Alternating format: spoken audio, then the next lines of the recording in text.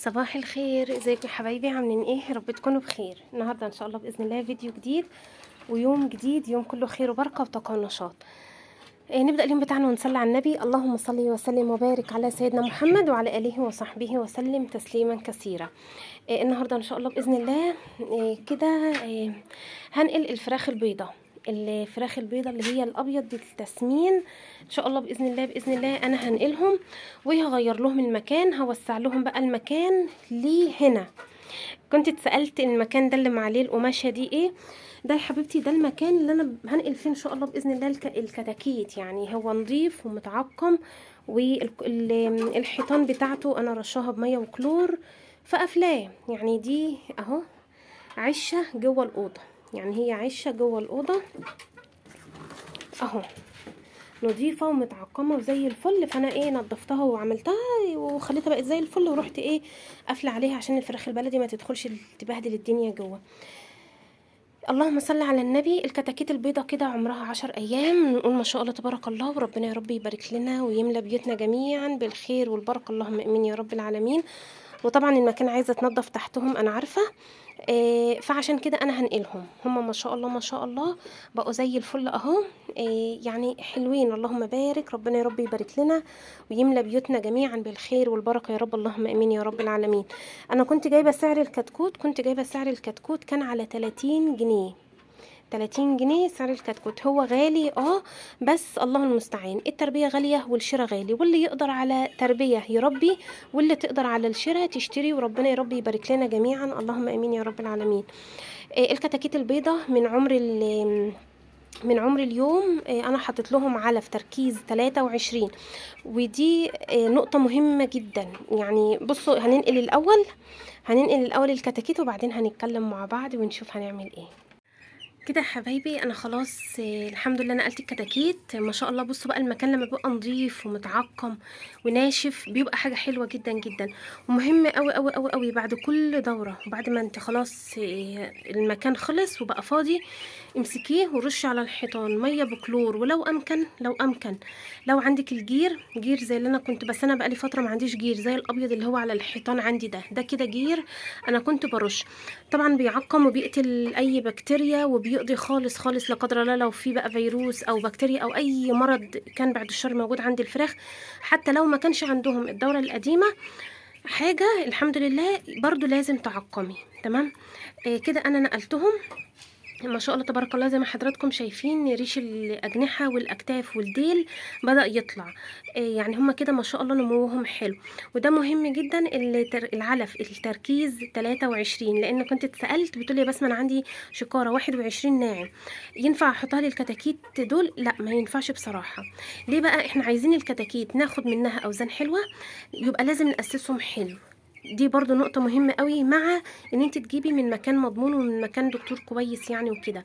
فان انت تأسسيهم صح يبقى لازم تأكليهم صح.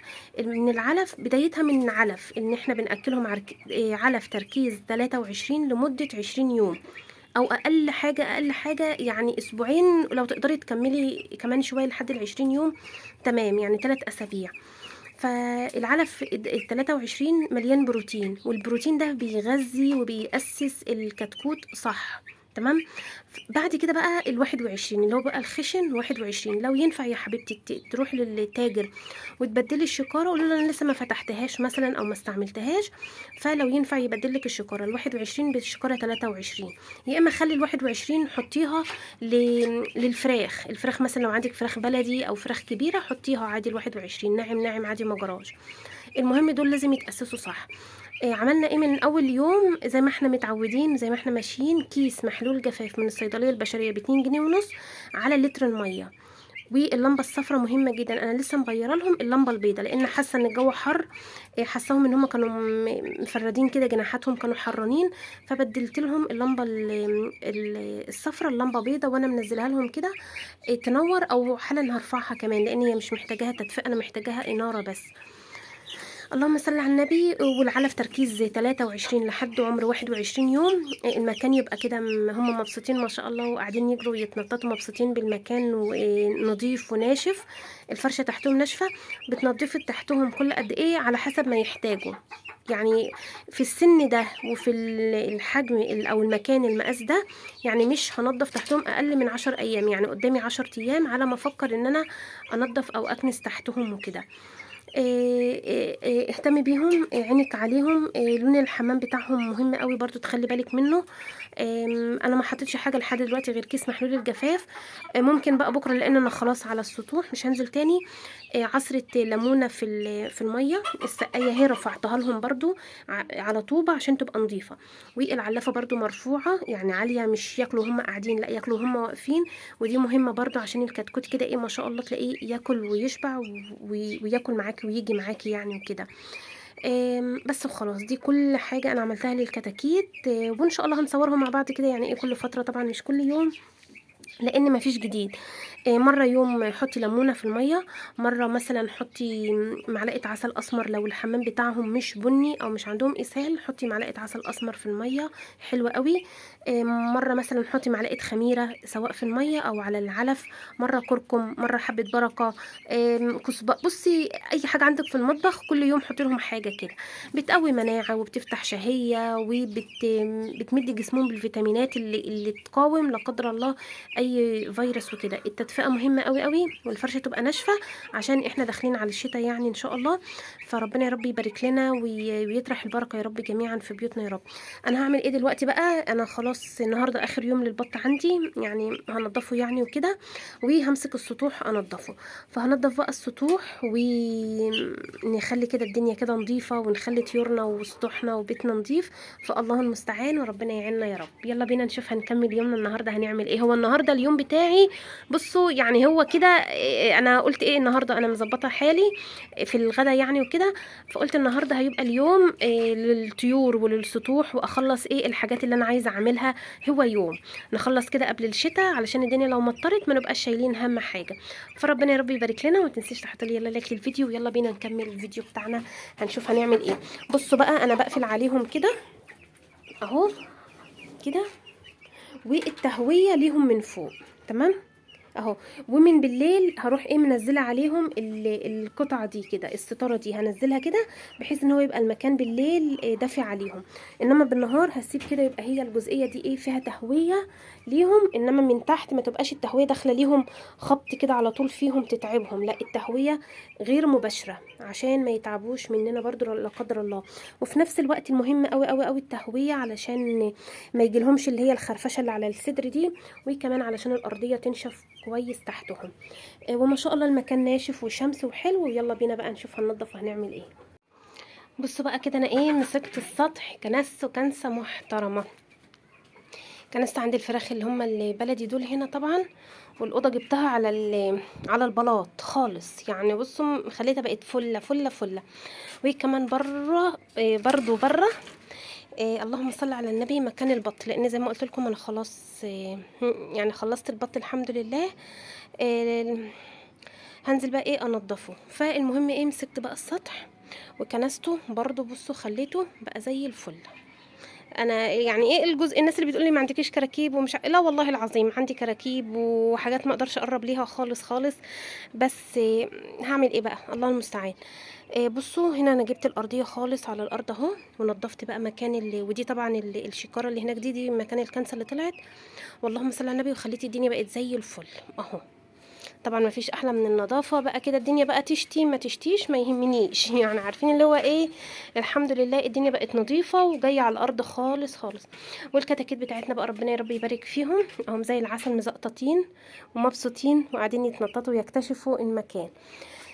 يلا بينا بقى ننزل عشان يومنا هيبتدي في مكان تاني. احنا كده خلاص خلصت السطوح، وهنا برضو مكان اللهم صل على النبي مكان الفراخ الكتاكيت كنسته. ويعني بصوا خلينا الدنيا بقت تمام التمام و100 فل و14 اهو. خليته كده بقى ايه كله زي العسل ونضيف. يلا كده لو وراكي حاجه قومي تنشطي وخلصي شغل بيتك وخلصي كده اللي وراكي، ودايما قول الله المستعان وربنا يعيننا يا رب جميعا ويقوينا. وكده يا حبايبي كنت خلاص بقى نزلت، وزي ما قلت لكم انا خلاص كده الحمد لله الحمد لله خلصت البط اللي عندي. ما شاء الله اللهم بارك، يعني بصوا حاجه كده زي الفل. ربنا يا رب يملى بيوتنا جميعا بالخير يا رب، اللهم امين يا رب العالمين. دوره البط دي يعتبر كده بالظبط بالظبط 100 يوم، يعني 3 شهور. هو انا كنت جايباه في 8، كنت جايباه في اول اسبوع من شهر 8، وهو انا كنت جايباهم كانوا كانت الدكتوره بتقول لي هم عمر اسبوع او كام يوم بس، يعني عارفين اللي هو ايه، حاجه بسيطه خالص. ف8 كله و9 كله و10 كله، ودلوقتي بدأنا كام يوم كده من شهر 11، يعني كمان يعني مش مكملين ال100 يوم بالظبط. بس ما شاء الله تبارك الله حلو قوي قوي قوي، ربنا يا رب يبارك. لو عايزه بطل رمضان ده اللي هو المولر او اللي هو البغال، لان بيختلف الاسم من مكان للتاني، يعني في اماكن بيقولوا عليه بغال وفي اماكن بيقولوا عليه مولر، فعلى حسب طبعا كل مكان وكل واحده فينا يعني كل بلد يعني وكده ما بتسميه. فهو ما شاء الله تبارك الله حلو جدا. بيجي معاكي على طول. طبعا البط البلدي يعني قبل 6 شهور او قبل 5 شهور النطي على ما بتاخدي منها، قبل كده مش ما ينفعش ان انت تاخدي من البط. فانت لو عايزه حاجه كمان ما شاء الله تديكي وزن حلو، وكمان طعم كويس، مش طعم مليان دهون وسمين كده، لا ما شاء الله ما شاء الله. البط ده بيربي لحم اكتر من دهون، يعني ما شاء الله جلده رقيق مش جلده تخين، وكمان شاي اللحم ما شاء الله تبارك الله. ف... فربنا يا رب يملى بيوتنا بالخير يا رب، اللهم امين يا رب العالمين. انا بقى كنت بتسلى فيهم الفتره اللي فاتت، ودول كانوا اخر 2 كانوا موجودين. بتسلى بقى فيهم ايه كل يوم والتاني كده اخد واحد واتسلى عليهم يعني وكده. فالحمد لله الحمد لله كده انا خلاص خلصت. دورة الفراخ فراخ دورة البط المولر انا كنت جايباه عمر اسبوع او ممكن كمان كان اقل، يعني بص انا كنت جايباه كتكوت صغنطوط خالص. في الاول اول الشهر اكلتهم علف صافي تركيز 23. دايما اقول لحضراتكم مهم قوي قوي قوي اللي هي مرحلة التأسيس، يعني أسسيهم حلو. أي نوع طيور سواء فراخ أو سواء بط أو أي حاجة أنت بتربيها أسسيها حلو، ما شاء الله هتلاقيها بقى بعد كده أي أكل هتديهولها هيبان عليهم. فده مهم قوي مرحلة التأسيس. لمدة الشهر الأولاني كنت بأكلهم على علف تركيز 23 لأنه غني بالبروتين، فبيخلي الحاجة معاكي تشيل لحم وتتأسس صح وتتأسس كويس. فاللهم صل على النبي. اول شهر تركيز علف تركيز 23 اللي هو الناعم، مع ميه ومع في الاول طبعا كيس محلول الجفاف اللي احنا بنستقبل عليه الطيور بتاعتنا والحاجه بتاعتنا. اللهم صل على النبي. وبعد كده بعد عمر الشهر بدات ان انا اخلط لهم دشيشه. كنت في الاول بحط لهم اللي هي الدشيشه بعد الشهر، بعد كده بدات احط لهم من الخلطه اللي هي رده على حته فول على على دش، يعني خلطه كده. كان الراجل هو اللي كان مديهالي، فكانت ما شاء الله ما شاء الله حلوه جدا، ومشيتها عليهم مع عيش، مع بقى بواقي اكل لو عندك مثلا بواقي اكل في البيت وهكذا. فما شاء الله الحاجه بتبقى كويسه في البيت بصراحه، وبتبقى خير كبير جدا جدا. ربنا يا رب يبارك لنا ويملى بيوتنا بالخير يا رب، اللهم امين. كده انا اتكلمت مع حضراتكم عن تربيه البط. طبعا تربيه البط يعني احنا داخلين على شتاء وكل حاجه، بس عادي هو البط بيحب الطراوه اصلا وبيحب الميه وبيحب البلبطه وكده، فمش هيحتاج بقى ان انت تحضني والدفى، لا هو محتاج اهتمام ان انت تنضفي والمكان يكون ناشف تحت امه كويس. وربنا طبعا والله العظيم هو ربنا خير حافظ، ربنا يا رب يبارك لنا جميعا يا رب. انا ما شاء الله نظفتهم بقى وخلصت يعني كده الحمد لله يا رب والشكر لله. وكنت بادئه اليوم من بدري، يعني على من بدري ده كانت الساعه 10، مش بدري بتاعتي الساعه 7 8 لا. الساعه 10 بالنسبه لي. بس الحمد لله الحمد لله انجزت وخلصت وكده، يعتبر ارتحت قوي قوي قوي قوي. يعني بص انا كنت شايله هم اليوم ده والله العظيم. هو يوم بيبقى متعب، مش هقول لكم ان هو لا بالسهل، لا والله العظيم يوم متعب، وطول النهار حرفيا واقفه على رجليا. بالرغم ان انا كان عندي اكلي، بس انا كنت واقفه على رجليا طول النهار على على الحوض. هتقولوا لي يا بسمه ما وديتهمش بره ليه يتنضفوا وكده؟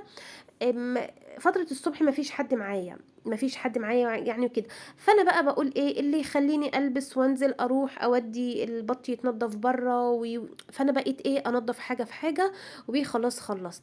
هو بصراحة كان لسه في بعض ريش رفيع، بعض حاجة بسيطة قوي قوي، بس انما مش كتير يعني، فاهمين؟ بعض ريشة كده صغننة. وزي ما حضراتكم شايفين ما شاء الله ما شاء الله نضيف. والبطة نضيفة جدا جدا ما شاء الله، يعني زي الفل. هعمل لهم بقى كده، انا نضفتهم وشطفتهم كذا مره، يعني شطفه محترمه كده، لحد ما بقى ما شاء الله الميه بيضه ونضيفه خالص اللي نازله منهم. طبعا بقى بنشيل فشه، اي حاجه من الحاجات اللي هي بتتشال من جوه، وننضفه ونغسله كويس قوي قوي. اغسليه تحت ميه جاريه كده علشان ايه تبقى الحاجه بتاعتك نضيفه مش زفره. هعمل لهم بقى محلول النقع بتاعنا، وطبعا شلت الزيادات، طرف الجناح بشيله، اللي هي القطعه اللي ورا في الزلموكه من ورا دي برضو بشيلها. كل الحاجات اللي يعني ايه الغير مرغوب فيها انت طبعا بتشيليها. ليمون، كتري بقى ليمون انا بيسهل انا عصره يجي 10 ليمونات، يعني عصره ليمون كتير جدا. وملح وطماطمايه، الطماطم برضو بتخلي ما فيش اي ريحه للزفاره خالص. عندك جنزبيل حطي، دقيق وملح وليمون وطماطم، يعني بصي حطي كده حاجات من الحاجات دي، وسبتهم بقى منقوعين. النقع ده بيخليه ان هو يتخلص من اي بقى ايه دم في العظم والكلام من ده، فما بتلاقيش اي حاجة خالص. صليت بنا على النبي عليه افضل الصلاة والسلام. اللهم صل وسلم وبارك على سيدنا محمد وعلى اله وصحبه وسلم تسليما كثيرا. جيت هنا بقى ايه خلاص خلصت. انا كنت طبعا كنت منضفه يعني على البوتاجاز، كنت شايله الشبكه والعين اللي في النص عشان ايه لو اي طرطشه او اي نقطه ميه. وكنت كمان شايله السجاد برضو بتاع ارضيه المطبخ، برضو تحسبا لاي نقطه ميه او حاجه تقع، عشان تبقى الدنيا كده ما بقاش قرفانه، عارفين ان هو ايه تبقى لا الدنيا نظيفه ومسكت المفاتيح برضو بتاعه البوتاجاز وغسلتها، عشان برضو ايه مكان ما كنت بولع العين او كده، ويبقى كده كل حاجه حواليكي. خليكي كده ست بيت شاطره، وما تقوليش بقى لو عندك مكان وانتي بس بتقرفي او تقولي ازاي هربي، طب ازاي ابدا؟ لا ابدأي وربي. انا والله العظيم كنت بخاف امسك كتكوت، يعني لكم ان تتخيلوا ان انا كبسمة كنت بخاف امسك كتكوت حتى. سبحان مغير الأحوال من حال إلى حال، بس طبعا دلوقتي أحسن. أنا مبسوطة جدا جدا، اللهم لك الحمد إن أنا يعني الحمد لله الحمد لله معتمدة يعني على نفسي، وبقيت بعرف أعمل حاجات كتيرة جدا جدا. والحمد لله الحمد لله برضو يعني يعتبر بوفر على نفسي، بيتي بيبقى ما شاء الله ما شاء الله فيه خير، الحمد لله يا رب والشكر لله. فأنا طول عمري تربية البيت دي بتبقى خير يعني بجد. فلو عندك مكان هاتي وربي. مسكت بقى البوتاجاز بتاعي غسلته كويس جدا جدا، وكنت من اليوم اللي قبلها كنت محضره وعارفه انا هعمل ايه بكره. يعني من ضمن برضو الحاجات اللي انا بحب اوقات احب ان انا ارتبها واوقات اسيبها بظروفها، بس لو ورايا شغل يوم شغل كتير طبعا لازم اكون مسستمه حالي ومظبطه اموري. كان اليوم اللي قبلها كنا جايبين خس، وكان بصراحه ورق الخس يعني بصوا كان جميل جدا جدا جدا، كان ما شاء الله كان حلو قوي بصراحه. فنضفت الخس، الورق بتاعه طبعا خليته على جنب. وكان عندي طبعا خضره من اللي انا كنت جايباها يوم السبت من السوق، كانت لسه زي الفل زي ما هي. فقلت ايه يلا يا بنتي يا بسمه اعملي كده ايه حله محشي صغنططه. الكلام ده كنا المغرب، يعني عارفين اللي انا قعدت حشيت المحشي وكده، كنا المغرب. قعدت وكنت قاعده بقى براحتي، فقلت ايه اجيب واتسلى. وحشيت ورق الخس. وكان عندي يعني حتى انا ما سويتش حاجه جنب المحشي ده.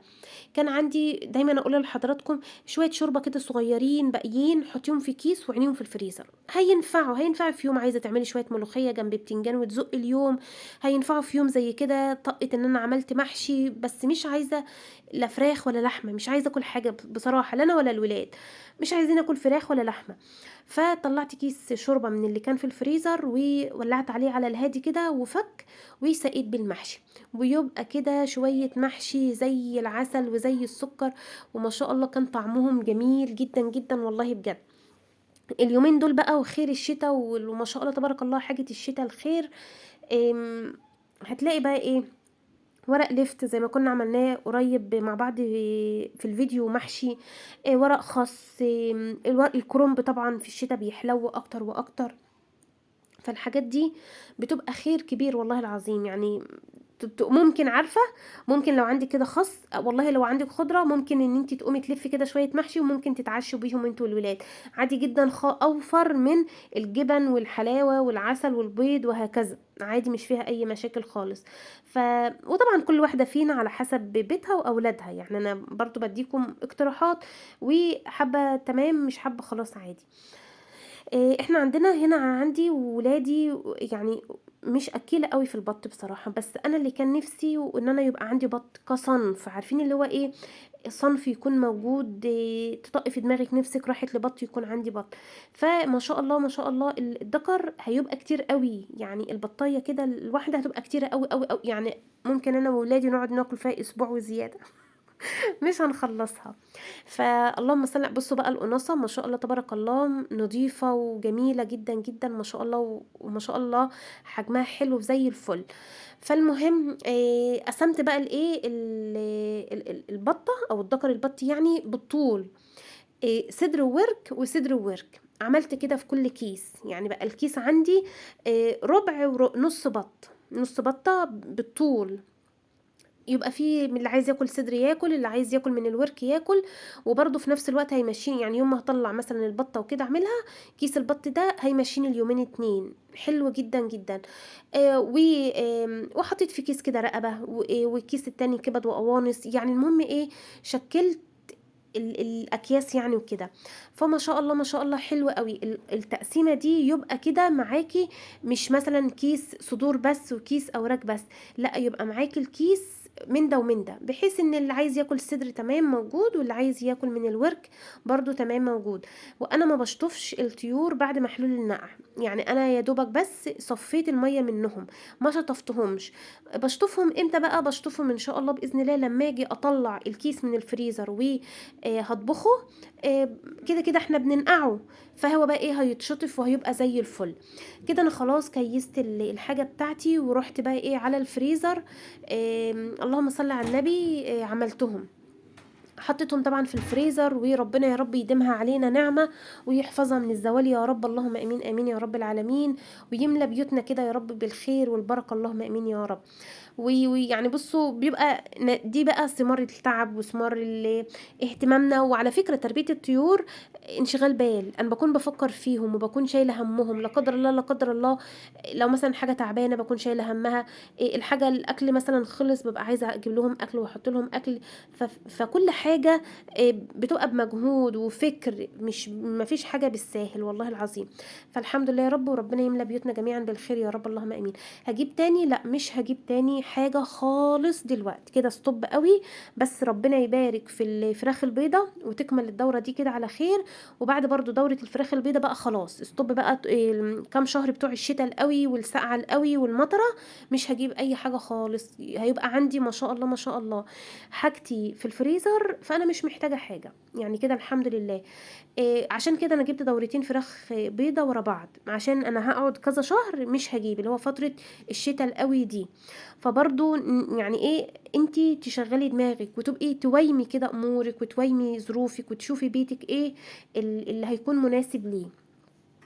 يعني انا المكان عندي بيتغرق في الشتاء فمش هجيب، انت لو عندك المكان تمام متهوية وما بيتغرقش فجيبي عادي، وكل واحدة فينا ادرى بظروفها. طلعت كده منجايه وانا بعين البط في الفريزر، طلعت كده منجايه وقشرتها زي البطاطس، قلت عشان ايه بعد الغدا اعمل ايه عصير، يعني يبقى حاجه حلوه كده ايه، وعصير يعني وكده لينا وللاولاد. فافتكرت المانجا وانا رايحه في الفريزر يعني. وكان المحشي كان خلاص، كان ما شاء الله استوى. طبعا الحوض انا كنت غسلته، يعني مش شلت البط كده ورحت جايبه المانجا، لا مسكته وصبنته وغسلته كويس جدا جدا جدا. سبت المانجا بقى تفك، وكان المحشي استوى، وكمان ليمون المعصفر، يعني بصوا حاجة كده اشي خيال يا ناس، بجد حلو قوي قوي قوي قوي بجد والله العظيم. ده مش سريع بس هو استوى ما شاء الله على طول، يعني انا قلت كده ما اطلع واحدة ادوقها، لقيتها ما شاء الله بتقطم معايا في ثواني. وحلو جدا. لو انت عايزه تعمليه سريع، اللي هو مثلا في خلال اسبوع او 10 ايام بالكتير يكون متحدق، اديله نص سلقه. انما ده مش مسلوق خالص، يعني ده انا الليمون وهو حي كده لسه جايباه من السوق، شقيته 4/4 بس بيكون ماسك نفسه مش واصل للاخر. بصوا بقى الله، الاتنين احلى من بعض والله العظيم. اذا كان المخلل روعه، وان كان المحشي ورق الخاص المثلثات، احنا بنحشيه عندنا مثلثات كده او حجبه، يعني اي اسم من الاسامي دي بيبقى حلو قوي. هو ورق الخاص عندنا هو اللي بيتحشي مثلثات. ورق اللفت صوابع زيه زي الكرنب وزيه زي ورق العنب، انما الخاص هو اللي بيتعمل مثلثات وكده. فالحمد لله يا رب اتغدينا وكلنا وتراضينا وانبسطنا، وفضل ونعمة يا رب، ويوم وعدى. ودي من ضمن الايام اللي هي ايه، بكون محتارة اعمل ايه، فانا ممكن اعمل كده. عايزة اقول لكم ان الاسبوع ده يعتبر اتمشى الحمد لله، الحمد لله بستر ربنا وفضله وكرمه عليا، يعني والله العظيم. يعني ده كان يوم، النهارده ايه يا ولاد؟ بسم الله الرحمن الرحيم، الاربع. الفيديو ده كان يوم الاربع. كنت عملت المحشي. اليوم اللي قبلها اللي هو التلات كنت عملت شويت بتنجانة، عملتها بابا غنوج، اللي هو بتنجان مشوي بطحينة وبدقة وكده، وبطاطس، وسلقت بيضة لكل حد فينا. واليوم اللي قبلها كان اللهم صل على النبي، كنت عملت مكرونة، وكنت طلعت كيس، يعني كيس من الفريزر من حاجة الفراخ، اللي هو ايه، انا خايفة اقول حد تنتقدوني، انا بقول لك اهو، كيس رجول. الولاد بيحبوها جدا جدا جدا، وهي على فكرة صحية. الناس اللي بتقرف والله دي يعني حرية شخصية. المهم، مع المكرونه عملت كده يومها، وكان بصوا كان يوم كده انبساط. ولادي يقولوا لي ايه، انت بصي عامله لنا حاجه احنا بنحبها، المكرونه والرجول. قلت لهم بالف هنا وشفا. والحد طبعا كان عدس، والسبت كان سمك. ماشي، ده كده الاسبوع بتاعي. الحمد لله، يعني انا مبسوطه قوي ان هو حاسه ان هو في افكار يعتبر اقتصاديه بالنسبه لي. واليوم والاسبوع عدى والايام عدت، فالحمد لله يا رب والشكر لله. ولادي مش كل الاكل برضو بياكلوه، في اكل انا بعمله ببقى عايزه اعمل لهم سبانخ بيتقمصوا عليها، فاصوليا بيتقمصوا عليها، كوسه ما بياكلوهاش. في اكلات برضو بيغلبوني وبيطهقوني فيها.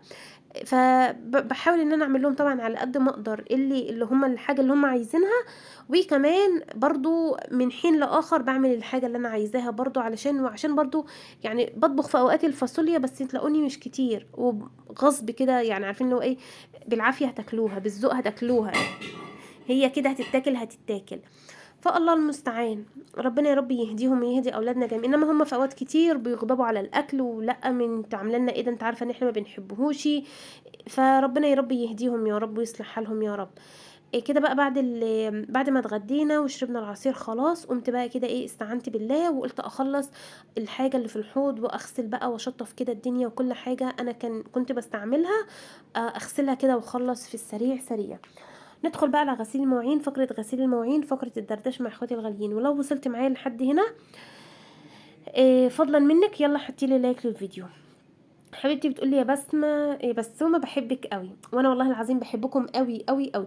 سؤال، انا ما كنتش عصبية بس بقيت عصبية، فنفسي ارجع زي الاول لاني بدأت اتعب نفسيا.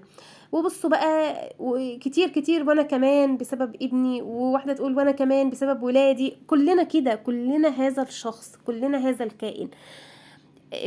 بنبقى عصبيين. هما والله العظيم انا بقول لولاد انتوا بتطلعوا اسوأ ما فيا، يعني ما بحبش انا الصوت العالي، بيخلوني اعلي صوتي، بيخلوني ان انا ممكن اتنرفز عليهم وازعق لهم. يعني انا من النوع اللي لما بزعق زوري بحس ان هو مجروح، وبدننا طول النهار بقى زوري واجعني، ما بعرفش ان انا اعلي صوتي. بس هما بيجبرونا على كده.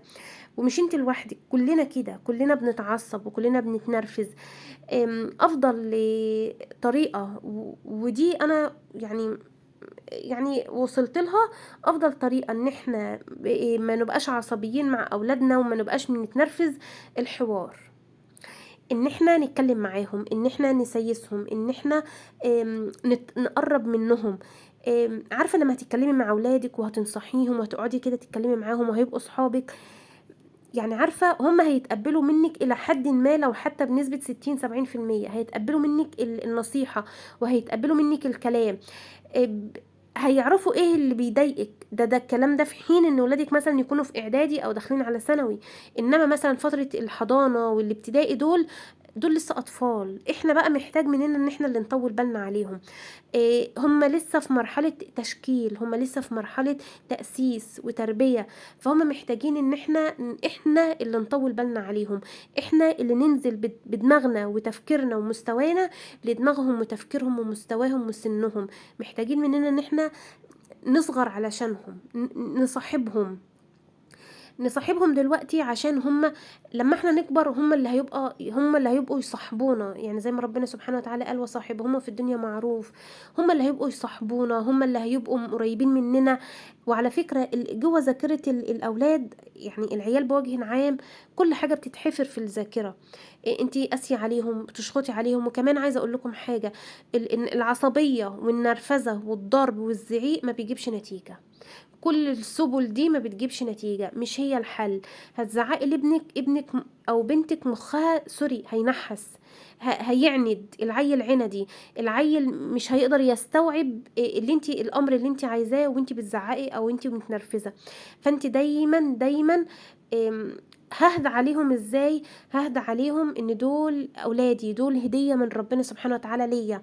ف فيا رب قدرني على تربيتهم، يا رب مديني بالقوة والعون والصبر، لان التربية حاجة صعبة مش سهلة. فطولي بالك عليهم. هتشخطي فيهم، هتزعقي لهم، هتتنرفزي في وشهم. هيبني سور، مش طوب يتكسر، لا، سور حديد بينك وبين بنتك او بينك وبين ابنك. طول ما انت بتزعقي وطول ما انت بتنرفزي وطول ما انت بتشخطي، بنتك هتخاف تتكلم معاكي، بنتك هتخاف تقولك على حاجة. والولاد كل ما بيكبروا بيحتاجوا ان احنا نصاحبهم، بيحتاجوا ان هما عارفة اللي ايه، ان احنا نزرع جواهم ثقة، ان انا متقبلة منك اي حاجة، ان انا متقبلة منك يعني اي حاجة تيجي تكلمني فيها، او اي حاجة تيجي، اي موقف هيحصل معاك سواء صح او غلط هتيجي تحكي لي عليه. بس نقعد بقى نتكلم، والحوار والتربية والتأسيس اللي احنا بنربيه لولادنا هيبقى دايما النصيحة اللي انت هتوجهيها لولادك هترن في ودانهم. وطبعا اولا واخيرا وكل حاجه الهدايه دي من عند ربنا سبحانه وتعالى. فانتي اهدي على اولادك، طولي بالك عليهم. كلنا كده، مره تزعقي، مش هقولك ان انتي تبقي بقى سلبيه وما فيش خالص خالص، لا، مره تزعقي، مره تطولي بالك، مره تنصحي، مره تفهمي. مش مره لا، مليون مره تطبطبي، ومليون مرة هتزعقي، ومليون مرة. فاحنا محتاجين ان احنا نهدى ونطول بالنا على اولادنا، لان هم اطفال. هو ده طبيعي ان هم يغلطوا، يبوظوا، يكسروا، يبقى في غلط يقعوا فيه، وهكذا. ننصحهم بقى عشان ما يكرروش الغلط ده تاني. ربنا يهديهم ويهدي اولادنا جميعا ويرزق كل مشتاق يا رب. الفيديو خلص، بحبكم بالله، اشوفكم على خير، مع السلامة.